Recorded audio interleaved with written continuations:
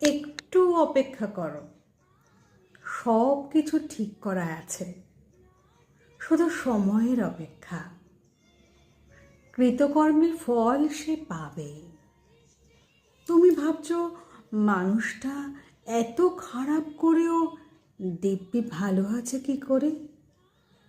চোখের সামনে হাসছে, ঘুরছে, বেড়াচ্ছে, কিছুতেই মেনে নিতে পারছো না, তাই না? আসলে এটাই স্বাভাবিক।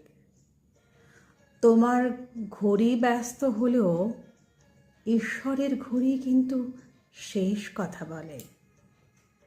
সময়ের আগেও কিছু হয় না, সময়ের পরেও হয় না, নির্দিষ্ট সময়েই হয়। দেখবে যারা ছিপ হাতে নিয়ে মাছ ধরতে বসে, বড়শিতে লাগানো টোপটা খাওয়ার পর বড়শি যখন মাছের গলায় আটকায়, যে মাছ ধরে সে কিন্তু মাছটাকে ওপরে তোলার জন্য তাড়াহুড়ো করে না, জলের মধ্যে বেশ কিছুক্ষণ খেলায়, তারপর আস্তে আস্তে তুলে নিয়ে আসে। ধৈর্য ধরতে হয়।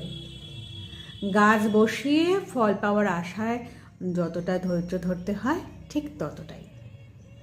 ফল পাওয়ার আগে গাছকে বাড়তে দিতে হয়, শাখা প্রশাখা বিস্তার করতে দিতে হয়, তবে তো সে ফল দেয়। ঈশ্বর আমাদের প্রত্যেকের জন্য কৃতকর্মের একটা গাছ বসিয়েছেন। সময় হলেই সবাই ফল পাবে।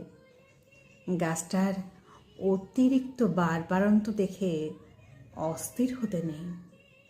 জানোই তো যে সয় সে রয়। ঈশ্বরের হিসেব ভুল হয় না। তিনি ছাড় দেন, কিন্তু ছেড়ে দেন না। জীবনে থাকতে গেলে বাঁচতে হয়, আর বাঁচতে হলে ধৈর্য ধরতে হয়। ঈশ্বরের ধৈর্যের পরীক্ষায় উত্তীর্ণ হতে পারলে জানবে তুমি জিতে গেলে। সবুরের ফল সবসময় মিষ্টান্ন হয়। তাই অপেক্ষা করো ভালো কিছু পাওয়ার জন্য।